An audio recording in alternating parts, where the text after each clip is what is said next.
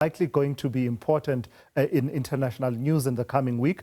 Let's bring into the conversation veteran journalist Sophie Mokoena. Good afternoon to you, Sophie.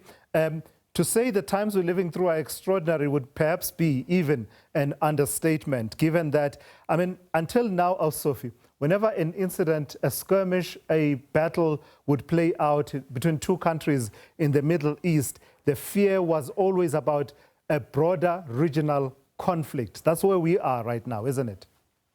Yes, right now the tension has escalated in the Middle East, in the Gulf region, because this morning those attacks from Iran directed at neighboring countries have caused tension.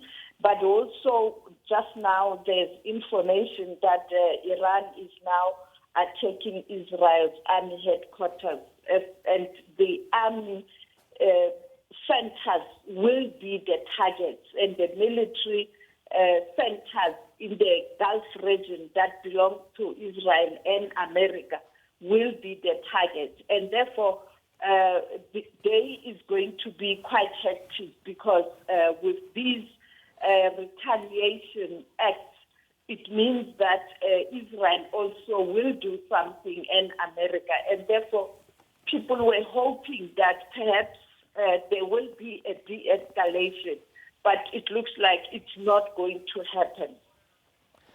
So where does this conflict go next, Sophie? Because right now the biggest talking point is obviously the killing of Ayatollah Khamenei and what its implications are domestically in Iran, those who are for and against the Islamic Republic's leadership, but also in terms of what happens next. Donald Trump talking about this being a rare opportunity for what he says is a takeover of government by the people of Iran. But is it that simple and straightforward?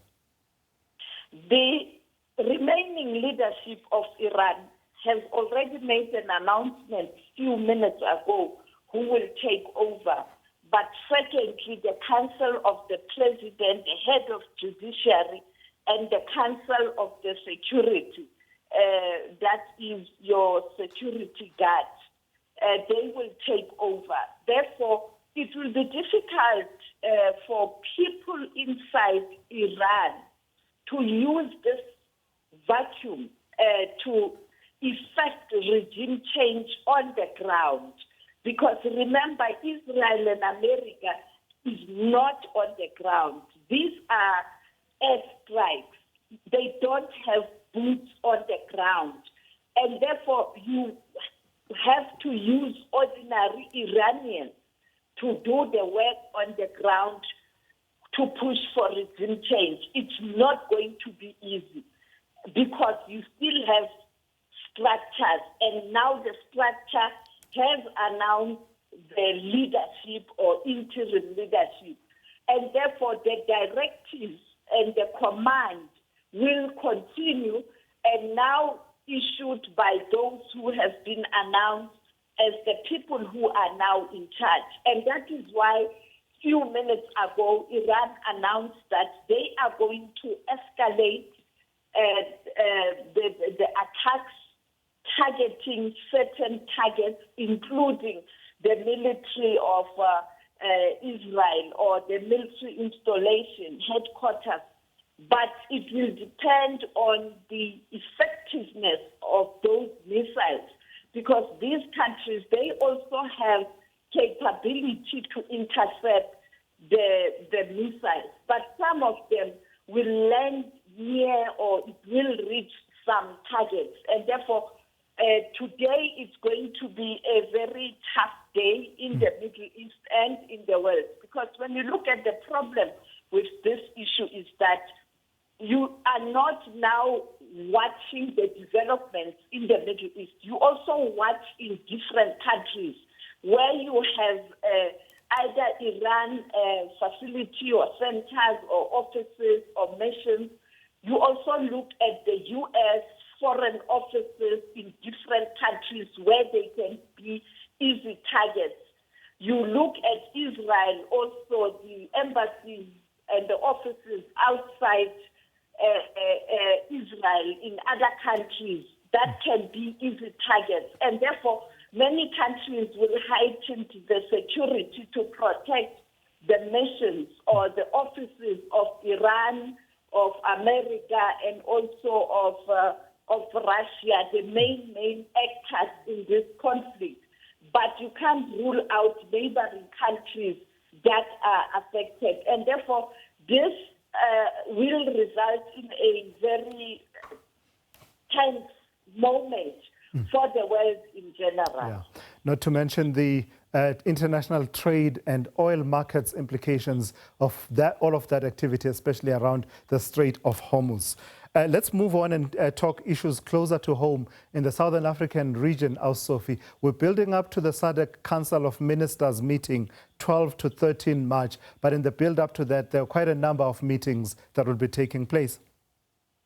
Yes, the Council of Ministers will prepare for the coming summit in August, where South Africa is expected to host that summit, because South Africa, much as it's the interim chair of SADC, it has to take over mid-year as the chair of SADC, and therefore that meeting will look at the preparations. But of course, on the margins, these issues, the current development globally, they will look at that in terms of how they will affect the regional organization, because we have foreign affairs ministers who will converge and technocrats.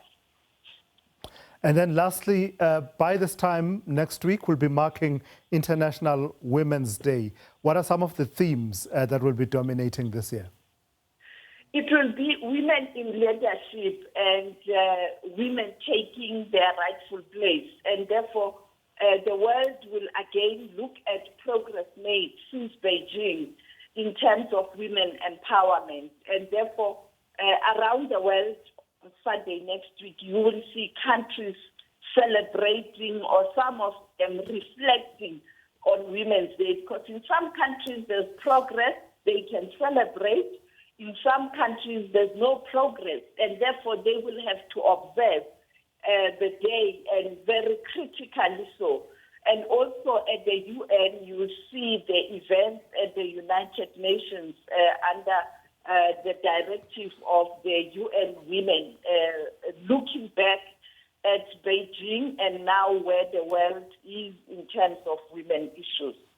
That's Sophie Mokoena, veteran journalist specializing in international news, putting into perspective those news that will dominate the headlines in the coming days on the international front.